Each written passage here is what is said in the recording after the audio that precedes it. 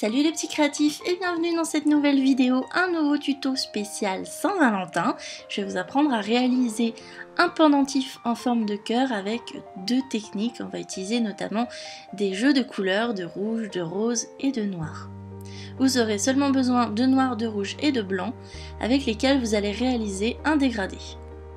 Si vous ne connaissez pas la technique du dégradé, vous pouvez trouver le tuto sur ma chaîne.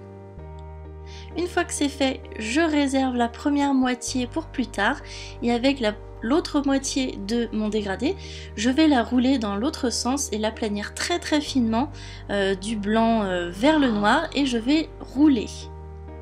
Je roule du blanc vers le noir pour obtenir un petit cylindre et je vais allonger ce cylindre en faisant comme une réduction de canne pour après l'aplatir.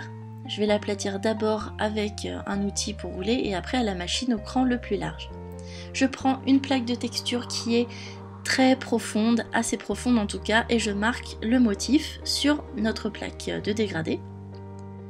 J'enlève la plaque et vous voyez que maintenant, avec une lame souple, on va scalper un peu comme le mica-schiste, mais là ça s'appelle la technique du Hidden Magic.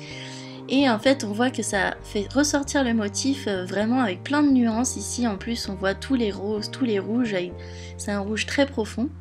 Et donc vous scalpez tous les petits reliefs et ensuite vous roulez. Et vous voyez que j'ai fait donc ce motif de ce côté là, mais pour me laisser le choix j'ai fait un autre motif de l'autre côté. Vu que c'était la même chose des deux côtés, j'ai pu refaire un autre. Avec mon autre morceau de dégradé qu'on a mis de côté tout à l'heure, je l'aplatis très finement dans la largeur pour en faire vraiment une plaque dégradée très grande. Et avec un outil triangulaire, je viens détailler toute la surface pour avoir plein de petits triangles avec plusieurs nuances à l'intérieur. Sur une plaque de noir, je viens les disposer facette contre facette. On va créer ainsi un motif géométrique un petit peu déstructuré. Et comme ça on peut alterner le côté des dégradés vraiment pour créer une déstructuration et comme ça un côté très joli avec toutes les nuances de rouge.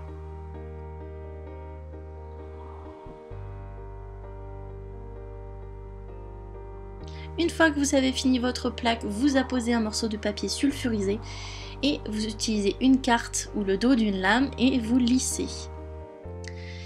Puis ensuite, moi j'utilise un dotting tool pour rapprocher les bords et vider et remplir plutôt les vides, combler les vides des intersections des lignes. Et je recommence avec ma lame et mon papier sulfurisé. Et ensuite je roule pour bien niveler la plaque.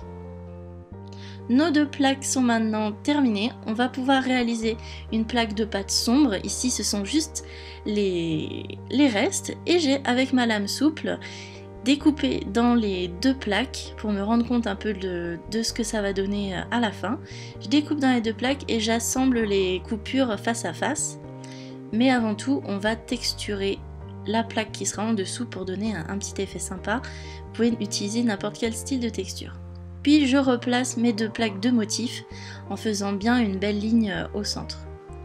Avec un dotting tool, je dessine la future forme de mon bijou. Donc ici, une forme de cœur. Et voilà, je découpe ensuite, soit avec des lames, soit avec un scalpel.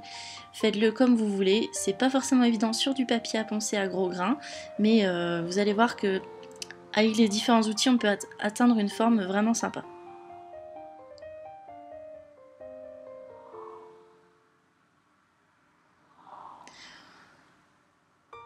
Je viens lisser les bords maintenant et adoucir avec une lingette. Et je vais ensuite, comme ça, pouvoir enlever toutes les petites poussières qui auraient pu éventuellement se poser dessus. Et avec un petit emporte-pièce cœur, je vais faire un trou pour pouvoir ensuite passer un cordon. Après, j'ai ensuite cuit ma création, puis je l'ai poncée.